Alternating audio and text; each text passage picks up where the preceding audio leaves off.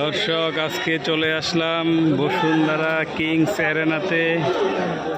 বাংলাদেশ অনূর্ধ্ব-19-এর খেলা আর হচ্ছে নেপালের খেলা।